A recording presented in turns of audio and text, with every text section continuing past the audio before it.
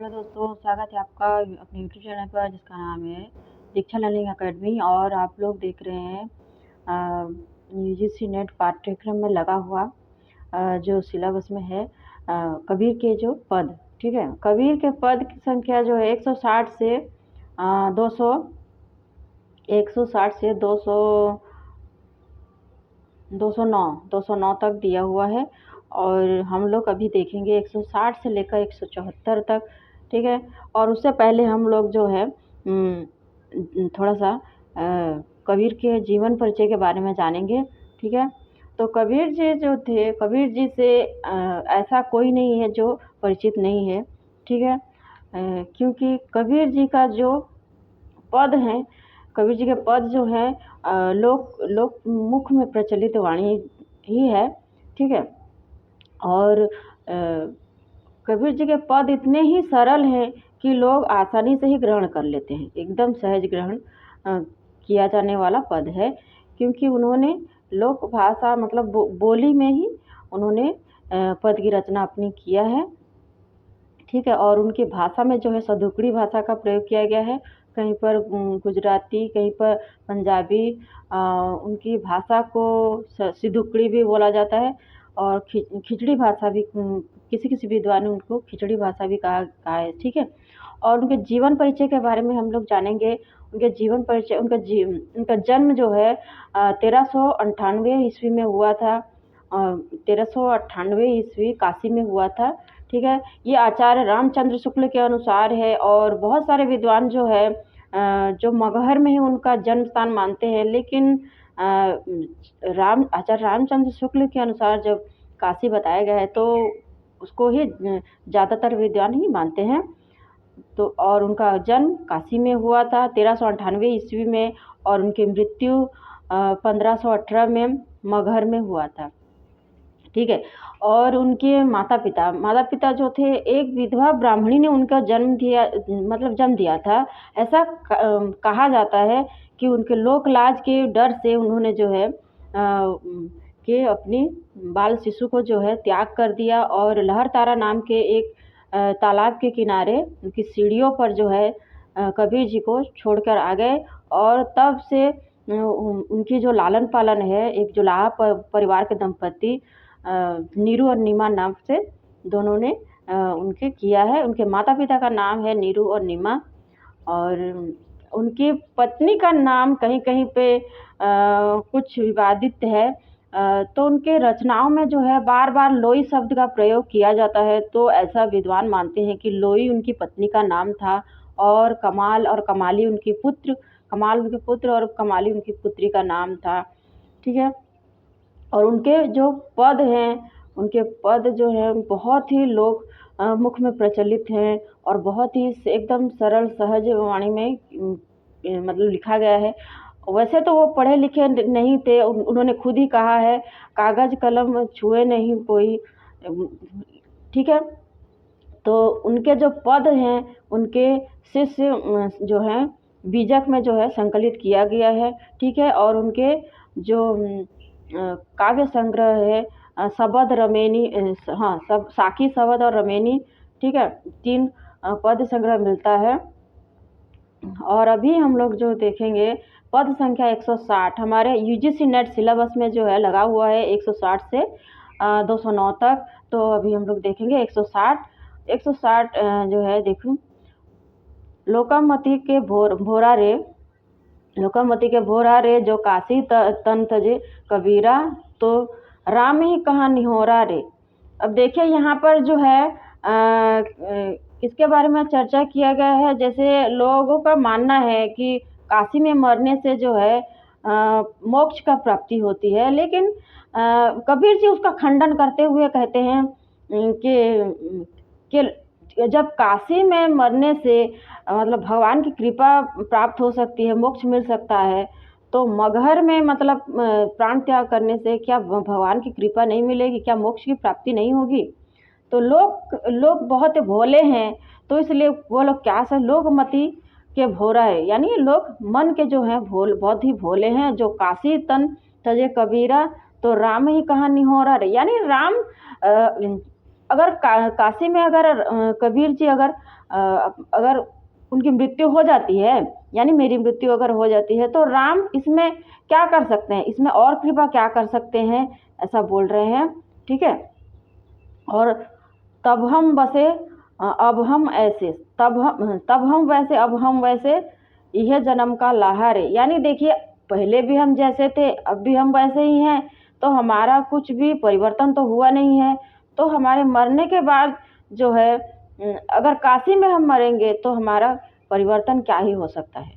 तो राम भगति परी जाको हित चित ताको अचरज कहारे। यानी राम के भगत को जो है, इसमें कोई अचरज वाली बात ही नहीं है, और कुछ अचरज करने वाली बात नहीं है कि हम काशी में मरें या मगहर में मरें, हम कहीं पे भी मरें, हमारा मन जो है एकदम शुद्ध होना चाहिए और भगवान के चरणों में समर्पित होना चाहिए। ठीक है। गुरु प्रसाद साध की संगति जग जीते जाई जुलाहा रे।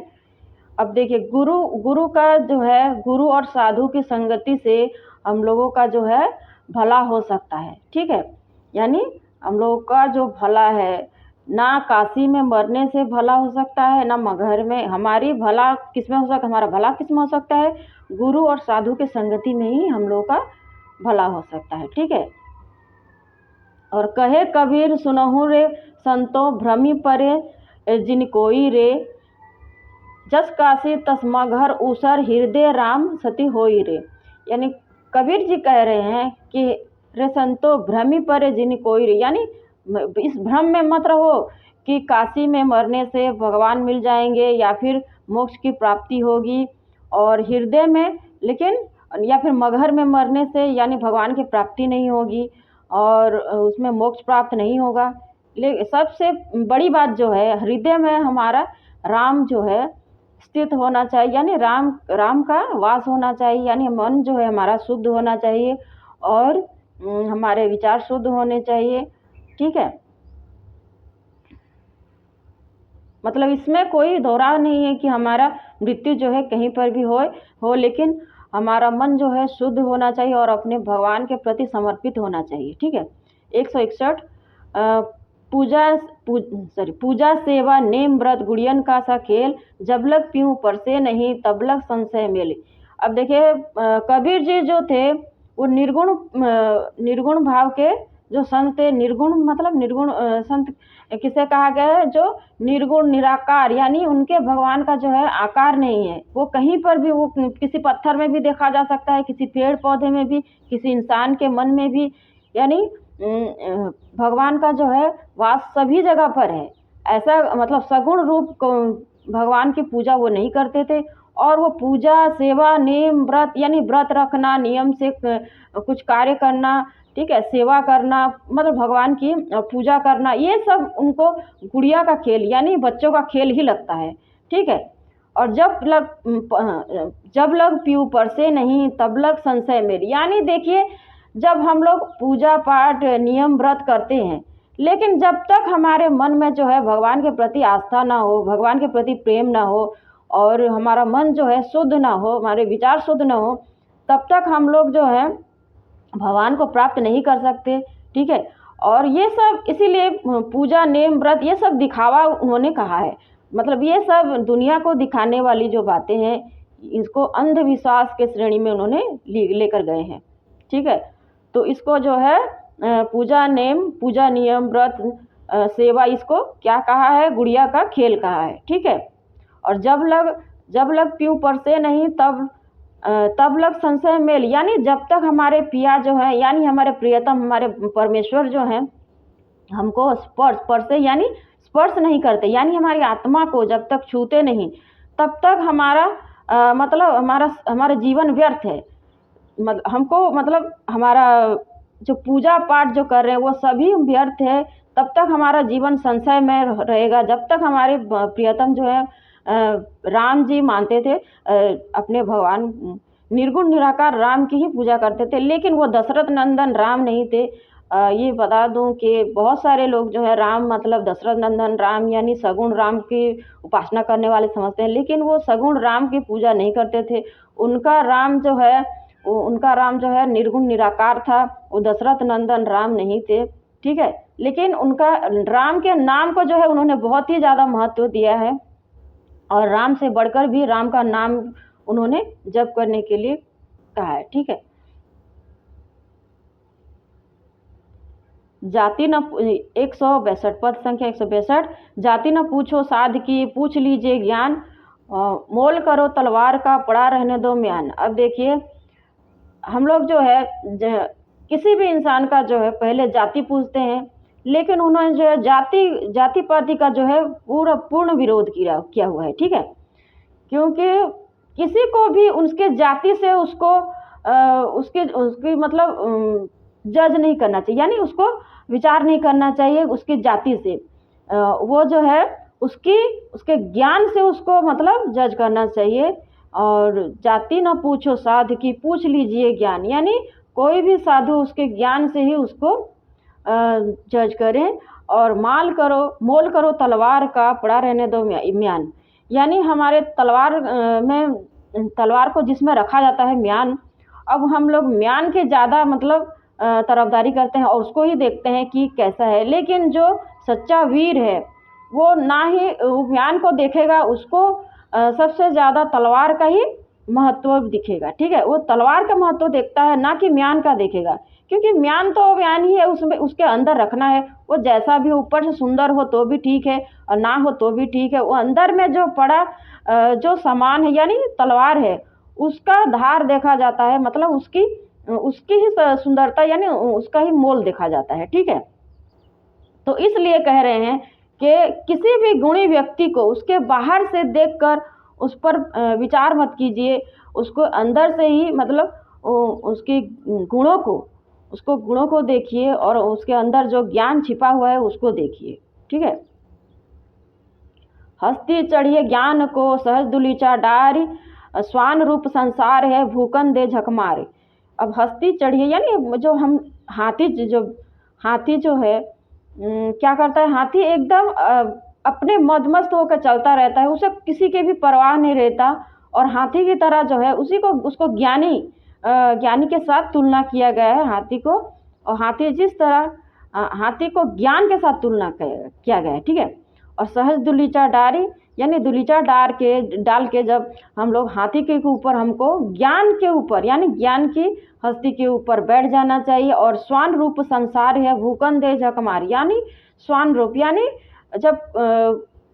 जब हाथी चलता है तो कुत्ते हजार भौंकते हैं, लेकिन हाथी जो है उसके बारे में नहीं सोचता कि कुत्ते क्यों भौंक रहे हैं, उनको कोई फर्क ही नहीं पड़ता।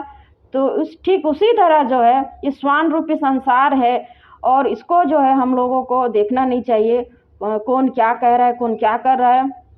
और हमको जो है ज्ञान की हस्ती पर चढ़ के डुलीचा डाल के बैठना चाहिए और हमको परमात्मा के ध्यान में जो है ध्यान मग्न हो जाना चाहिए। और भूकन दे झकमार यानी मतलब कुत्ते भूखते हैं तो भौंकने दो, यानी जो कुछ भी बोल रहे हैं तो उसको बोलने दीजिए, ठीक है।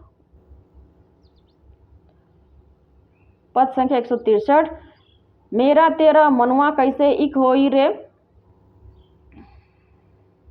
मैं कहता हाँ आँखन देखी तू कहता कागज की लेगी, यानी मेरा और तेरा, तुम्हारा और मेरा मन एक कैसे हो सकता है। ये संसार के लोगों को बोल रहे हैं कबीर जी कि मेरा मन और तुम्हारा मन जो है एक नहीं हो सकता, ठीक है। तुम कह रहे हो, मैं कह रहा हूँ आँखिन की देखी, यानी